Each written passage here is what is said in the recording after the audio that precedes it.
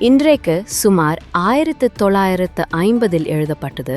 980 ஆண்டுகளுக்கு முன்னால் கோ இராசகேசரிவர்மர் பராந்தக சுந்தர சோழ மன்னர் தென்னாட்டில் இணையில்லாத சக்கரவர்த்தியாக விளங்கி வந்தார். நம் கதை நடக்கும் காலத்துக்கு 12 ஆண்டுகளுக்கு முன்பு இவர் சிங்காசனம் ஏறினார். சென்ற 100 ஆண்டுகளாக சோழர்களின் கை நாளுக்கு நாள் வலுத்து வந்தது. சோழ சாம்ராஜ்யம் நாலா திசையிலும் பரவி வந்தது. எனினும் சுந்தர சோழர் பட்டத்துக்கு வந்த சமயத்தில் தெற்கேயும் வடக்கேயும் விரோதிகள் வலுப்பெற்றிருந்தார்கள். சுந்தர சோழருக்கு முன்னால் அரசு புரிந்த கண்டராதித்தர் சிவபக்தியில் திளைத்து சிவஞான கண்டராதித்தர் என்று புகழ் பெற்றவர். அவர் இராஜ்யத்தை விஸ்தரிப்பதில் அவ்வளவாக சிரத்தை கொள்ளவில்லை.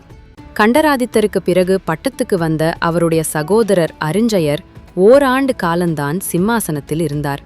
அவர் தொண்டை நாட்டிலுள்ள ஆற்றூரில் துஞ்சிய பின்னர் அவருடைய புதல்வர் பராந்தக சுந்தர சோழர் தஞ்சை சிம்மாசனம் ஏறினார். பேரரசர் ஒருவருக்கு இருக்க வேண்டிய எல்லா சிறந்த அம்சங்களும் சுந்தர சோழ சக்கரவர்த்தியிடம் பொருந்தியிருந்தன. போர் ஆற்றல் மிக்க சுந்தர சோழர் தம் ஆட்சியின் ஆரம்பத்திலேயே தென் திசைக்கு படையெடுத்துச் சென்றார். சேவூர் என்னுமிடத்தில் சோழ சைன்யத்துக்கும் பாண்டிய சைன்யத்துக்கும் பெரும் போர் நடைபெற்றது. அச்சமயம் மதுரை மன்னனாயிருந்த வீரபாண்டியனுக்கு துணை செய்வதற்காக சிங்கள நாட்டு அரசன் மகிந்தன் ஒரு பெரிய சேனையை அனுப்பியிருந்தான். சோழர்களின் மாபெரும் வீர சைன்யம் பாண்டியர்களுடைய சேனையையும் சிங்கள நாட்டு படையையும் சேவூரில் முறியடித்தது. வீரபாண்டியன் படையிழந்து முடியிழந்து துணை இழந்து உயிரை மட்டும் காப்பாற்றிக் கொண்டு போர்க்களத்திலிருந்து ஓடித் தப்பித்தான். பாலை நிலப் பகுதியொன்றின் நடுவிலிருந்த மலை குகையில் ஒளிந்து கொண்டு காலங்கழிக்கலானான். சேவூர் போரில் ஈழத்துப் படை அநேகமாக நிர்மூலமாகிவிட்டது. எஞ்சிய வீரர்கள் சிலர் போர்க்களத்தில் புகழையும் வீரத்தையும் உதிர்த்துவிட்டு உயிரை மட்டும் கைக்கொண்டு ஈழ நாட்டுக்கு ஓடிச் சென்றார்கள். சுந்தர சோழ சக்கரவர்த்தி சோழ சைன்யம் ஒன்றை இலங்கைக்கு அனுப்பிச் சிங்கள மன்னர்களுக்கு புத்தி கற்பிக்க எண்ணினார். கொடும்பாலூர் சிற்றரசர் குடும்பத்தைச் சேர்ந்த பராந்தகன் சிறிய வேளான் என்னும் தளபதியின் தலைமையில் ஒரு பெரும் படையை சிங்களத்துக்கு அனுப்பினார். துரதிர்ஷ்டவசமாக சோழர் படை சிங்களத்துக்கு ஒரே தடவையில் போய்ச் சேரவில்லை. அதற்கு தேவையான கப்பல் வசதிகள் இல்லை. முதல் தடவை சென்ற சேனை முன் யோசனையின்றி துணிந்து முன்னேறத் தொடங்கியது. மகிந்தராஜனுடைய தளபதி சேனா என்பவனின் தலைமையில் சிங்களப்படை எதிர்பாராத விதத்தில் வந்து சோழப்படையின் பகுதியை வளைத்து கொண்டது. பயங்கரமான பெரும் போர் நடந்தது. அதில் சோழ சேனாதிபதியான பராந்தகன் சிறிய வேளான் தன் வீரப் புகழை நிலைநிறுத்திவிட்டு இன்னுயிரை துறந்தான். ஈழத்துப்பட்ட பராந்தகன் சிறிய வேளான் என்று சரித்திர கல்வெட்டுகளில் பெயர் பெற்றான். இந்த செய்தியானது பாலைவனத்தில் மலை குகையில் ஒளிந்து கொண்டிருந்த வீரபாண்டியனுக்கு எட்டியதும் அம்மன்னன் மீண்டும் துணிவு கொண்டு வெளிவந்தான். மறுபடியும் பெரும் சேனை திரட்டி போரிட்டான். இம்முறை பாண்டிய சேனை அதோகதி அடைந்ததுடன் வீரபாண்டியனும் உயிர் துறக்க நேர்ந்தது. இந்த போரில் சுந்தர சோழரின் முதற் குமாரர் ஆதித்த கரிகாலர் முன்னணியில் நின்று பராக்கிரம செயல்கள் புரிந்தார். வீரபாண்டியன் தலை கொண்ட கோப்பரகேசரி என்ற பட்டத்தையும் அடைந்தார். எனினும் சிங்கள மன்னன் மகிந்தனுக்கு ஒரு நல்ல பாடம் கற்பிக்க வேண்டும் என்ற விருப்பம் சுந்தர சோழ சக்கரவர்த்திக்கு மட்டுமல்ல, சோழ நாட்டு தளபதிகள், சாமந்தகர்கள், சேனா வீரர்கள் எல்லாருடைய மனத்திலும் குடிக்கொண்டிருந்தது. படையெடுத்துச் செல்ல ஒரு பெரிய சைன்யமும் ஆயத்தமாயிற்று. அதற்கு தலைமை வகித்துச் செல்வது யார் என்னும் கேள்வி எழுந்தது. சுந்தர சோழரின் மூத்த புதல்வர் பட்டத்து இளவரசராகிய ஆதித்த கரிகாலர் அச்சமயம் வடதிசைக்குச் சென்றிருந்தார். திருமுனைப்பாடி நாட்டிலும் தொண்டை மண்டலத்திலும் சில நாளாக ஆதிக்கம் செலுத்தி வந்த இரட்டை மண்டல படைகளை, ராஷ்டிரகூடர்களை முறியடித்து விரட்டிவிட்டு புராதனமான காஞ்சி நகரை தமது வாசஸ்தலமாகச் செய்து கொண்டிருந்தார். மேலும் வடதிசையில் படையெடுத்துச் செல்லுவதற்கு ஆயத்தமும் செய்து கொண்டிருந்தார். இந்நிலைமையில் ஈழமண்டல படைக்கு தலைமை வகித்துச் செல்ல சோழ நாட்டின் மற்ற தளபதிகளுக்குள்ளே பெரும் போட்டி ஏற்பட்டது. போட்டியிலிருந்து பொறாமையும் புறங்கூறலும் எழுந்தன. பழந்தமிழ் நாட்டில் போருக்கு போகாமல் தப்பித்துக் கொள்ள விரும்பியவரை காண்பது மிக அருமை. போர்க்களத்துக்குச் செல்வது யார் என்பதிலேதான் போட்டி உண்டாகும். அதிலிருந்து சில சமயம் பொறாமையும் விரோதமும் வளருவதுண்டு. ஈழ நாட்டுக்குச் சென்று மகிந்தனை பழிக்கு பழிவாங்கி சோழரின் வீரப்புகழை நிலைநாட்டுவது யார் என்பது பற்றி இச்சமயம் சோழ நாட்டு தலைவர்களிடையிலே போட்டி மூண்டது. இந்த போட்டியை அடியோடு நீக்கி அனைவரையும் சமாதானப்படுத்தும்படியாக சுந்தர சோழ மன்னரின் இளம் புதல்வர் அருள்மொழிவர்மர் முன்வந்தார். அப்பா, பழையாறை அரண்மனையில் அத்தைகளுக்கும் பாட்டிகளுக்கும் இடையில் இத்தனை நாள் நான் செல்லப்பிள்ளையாக வளர்ந்தது போதும். தென்திசை சைனியத்துக்கு மாதண்ட நாயகனாக என்னை நியமனம் செய்யுங்கள். ஈழப்போருக்கு தலைமை வகித்து நடத்த நானே இலங்கை சென்று வருகிறேன். அருள்மொழிவர்மருக்கு அப்போது பிராயம் 19 தான். அவர் சுந்தர சோழரின் கடைக்குட்டிச் செல்வ புதல்வர். பழையாறை அரண்மனைகளில் வாழ்ந்த ராணிமார்களுக்கெல்லாம் செல்ல குழந்தை. சோழ நாட்டுக்கே அவர் செல்ல பிள்ளை. சுந்தர சோழ மன்னர் நல்ல அழகிய தோற்றம் வாய்ந்தவர்.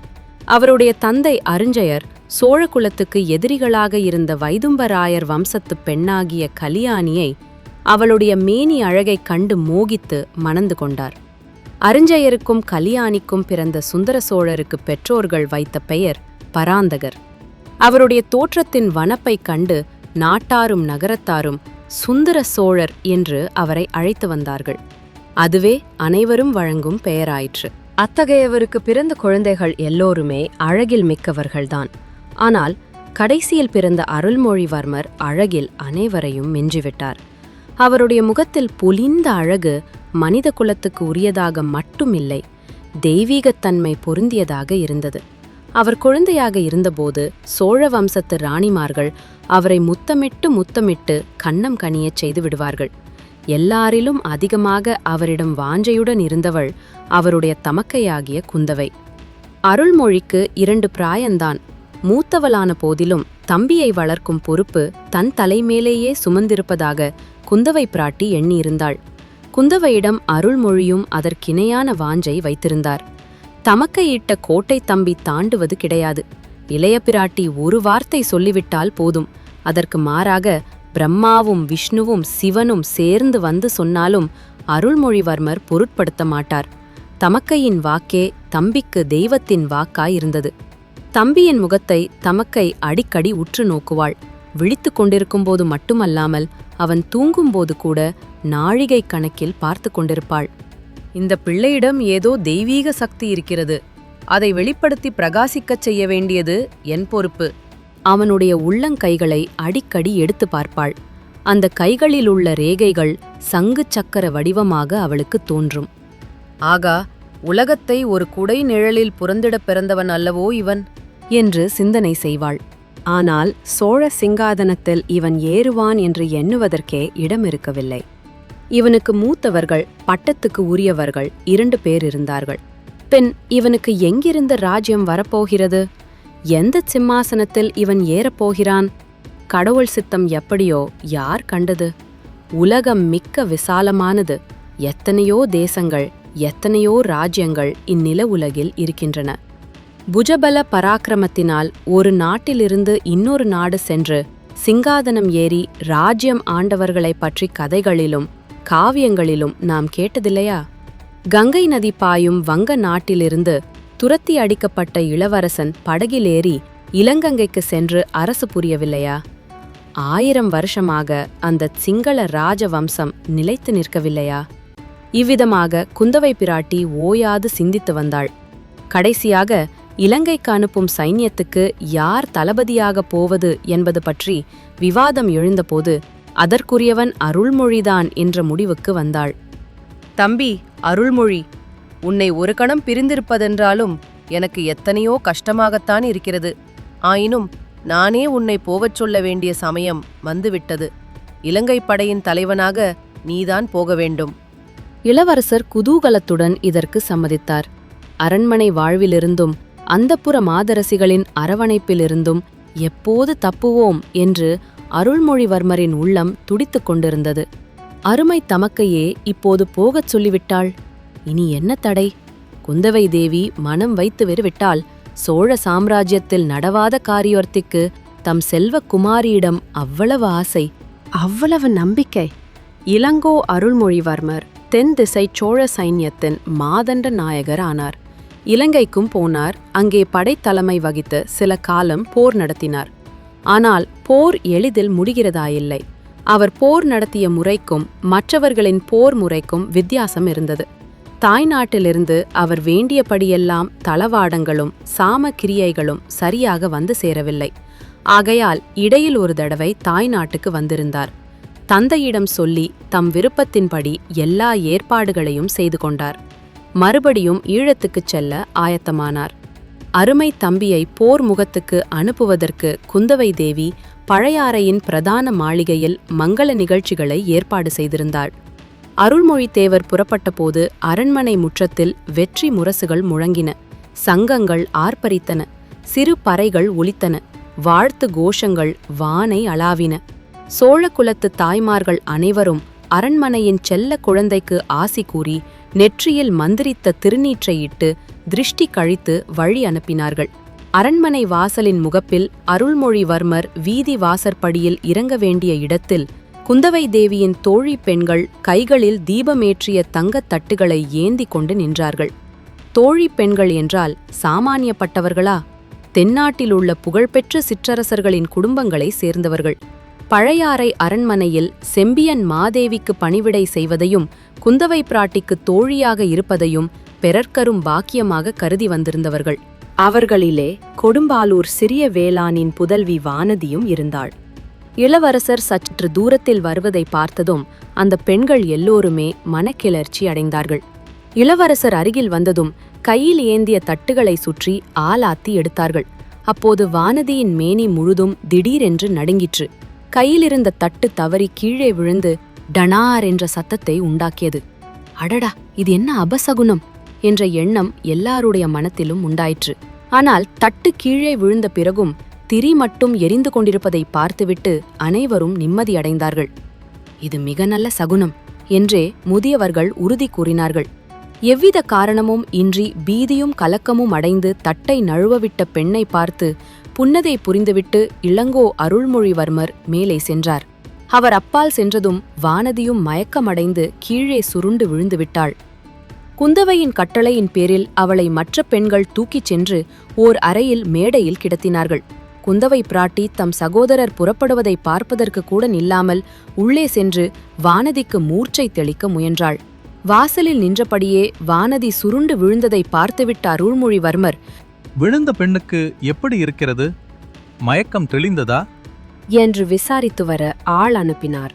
விசாரிக்க வந்தவனிடம் குந்தவை தேவி, இளவரசரை இங்கே சிறிது வந்து பார்த்துவிட்டு போகச் சொல்லு என்று திருப்பிச் சொல்லி அனுப்பினாள்.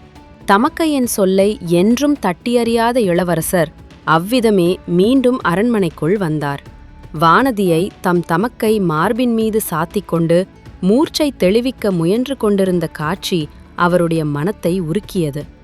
அக்கா, இந்த பெண் யார்? இவள் பெயர் என்ன? கொடும்பாலூர் சிறிய வேளாரின் மகள். இவள் பெயர் வானதி. கொஞ்சம் பயந்த சுபாவமுடையவள். ஆகா, இப்போது இவள் மூர்ச்சையாகி விழுந்ததின் காரணம் தெரிந்தது. இந்த பெண்ணின் தந்தைதானே இலங்கை சென்று மீண்டும் வராமல் போர்க்களத்தில் மாண்டார். அதை நினைத்து கொண்டாள் போலிருக்கிறது. இருக்கலாம், ஆனால் இவளை பற்றி நீ கவலைப்பட வேண்டாம். நான் பார்த்துக் கொள்கிறேன். இலங்கை சென்று விரைவில் வெற்றி வீரனாக திரும்பி வா. அடிக்கடி எனக்கு செய்தி அனுப்பிக் கொண்டிரு. ஆகட்டும். இங்கே ஏதாவது விசேஷம் நிகழ்ந்தாலும் எனக்கு செய்தி அனுப்புங்கள். இச்சமயத்தில் இளவரசரின் இனிய குரலின் மகிமையினால்தானோ என்னவோ வானதிக்கு மூர்ச்சை தெளிந்து நினைவு வரத் தொடங்கியது. அவளுடைய கண்கள் முதலில் இலேசாக திறந்தன. எதிரில் இளவரசரை பார்த்ததும் கண்கள் அகன்று விரிந்தன. பின்னர் முகமும் மலர்ந்தது. அவளது பவழச் செவ்வாயில் தோன்றிய புன்னகையினால் கன்னங்கள் குவிந்தன. உணர்வு வந்ததும் நாணமும் கூட வந்தது. பின்னால் திரும்பி பார்த்தாள். கண்ணை இளைய பிராட்டி தாங்கிக் கொண்டிருப்பதை தெரிந்து கொண்டு வெட்கினாள். நடந்ததெல்லாம் ஒரு கணத்தில் நினைவு வந்தது. சட்டென்று எழுந்து உட்கார்ந்தாள். அக்கா, இந்த மாதிரி செய்து விட்டேனே என்று கண்களில் நீர் மல்க கூறினாள். இதற்கு குந்தவை மறுமொழி சொல்வதற்குள் இளவரசர், அதற்காக நீ ஒன்றும் கவலைப்பட வேண்டாம் வானதி. தவறுவது யாருக்கும் நேரிடுகிறதுதான். மேலும் உனக்கு அவ்விதம் நேருவதற்கு முக்கிய காரணமும் இருக்கிறது. அதைத்தான் இளைய பிராட்டியிடம் சொல்லிக் கொண்டிருந்தேன். வானதிக்குத்தான் காண்பது உண்மையா கேட்பது மெய்யா என்ற சந்தேகமே வந்துவிட்டது. பெண்களை சாதாரணமாக ஏறிட்டு பார்க்காமலே போகும் வழக்கமுடைய இளவரசரா என்னுடன் பேசுகிறார், எனக்கு ஆறுதல் மொழி கூறி தேற்றுகிறார். என் பாக்கியத்தை என்னவென்று சொல்வது? ஆகா, உடம்பு புல்லரிக்கிறதே, மறுபடியும் மயக்கம் வந்துவிடும் போலிருக்கிறதே.